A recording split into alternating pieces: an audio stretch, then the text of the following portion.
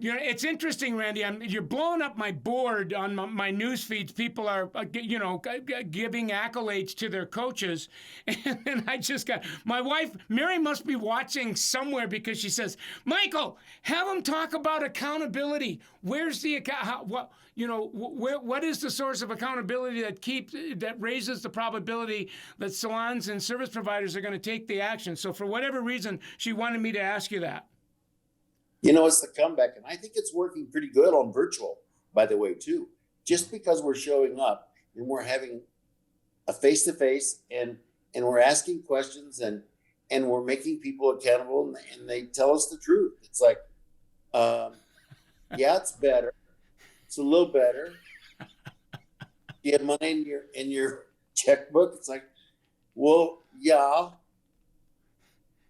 more than you used to have. Well, yeah. You think it's enough? No, it's not enough yet. I'm worried about, we've lost so many clients because we don't have time to take them. Oh my God. Well, here's the thing that I've watched happen over the years is we went from we're here to hold you and your people accountable to now as Yes. we're all evolving, it's no, we're here to teach you how to hold yourself accountable so you're not overly dependent on us or anybody else to hold you accountable, because it's like I depend on somebody to hold me accountable. Well, what if they don't show up? Like, what if something happens, and so now you're gonna stay stuck. But I think that's the other part of what makes Summit is we just don't hold people accountable. We help them learn how to hold themselves accountable, and now they're self-starters. What do you have to say about that? We teach our way to freedom. We teach through the war in the wall and everything else and get to freedom. Even, I remember when they say, my accountant is so bad, I can't tell what he's trying to tell me. And it's like, well, he's probably trying to tell you you're broke, or you're losing. He doesn't know how to say it like I do.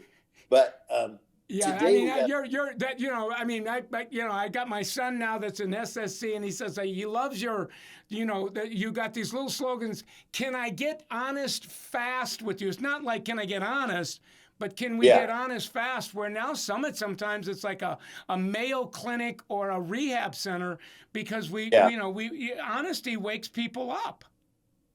Yeah, it doesn't, and it's really quite. Remember, like on Sunday morning when they're there, and then by 3:00 on Sunday they're like, "Oh my God, Yeah. I really way too much. I didn't want to know this much, especially on the first day." Yeah, it was like, you wake me up too quickly. Sometimes I call it like, all we did is turned on the lights, right? Yeah.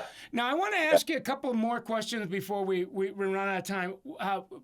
All of a sudden, over the years, it went from that spiral bound used to be called a tracker, and now Yes. with the data that's really coming in via the mobile for tracking planning. I've never, and that was an idea, by the way, to give credit where credit was due. Way back in the earlier part of the 90s, Debbie Miller was the power booker. And I remember her and I did this quest thing, and we kind of took what she was doing intuitively and put it on an appointment page. And here we are 25 years later, and people say that when they use that, the day ends $300, $400, $500, $600 bigger than it begins. What is it about that planner what's the why behind that? I believe it shows them how much is possible, because all of a sudden I went from 2 hands to 4 hands to 6 hands. I mean, we have some people that work with 6, 7, 8 people at a time all day, like 6 hours, and the numbers they do are totally unbelievable. We've got some rock stars out there, but Debbie was the first. There's no doubt about it. And I think she worked with more than one associate many, many times, and she was knocking it out of the park. And she was traveling and talking about it and trying to encourage people to let's grow our own, and that's what I learned. It's like, why don't we grow our own instead of hiring other people's problems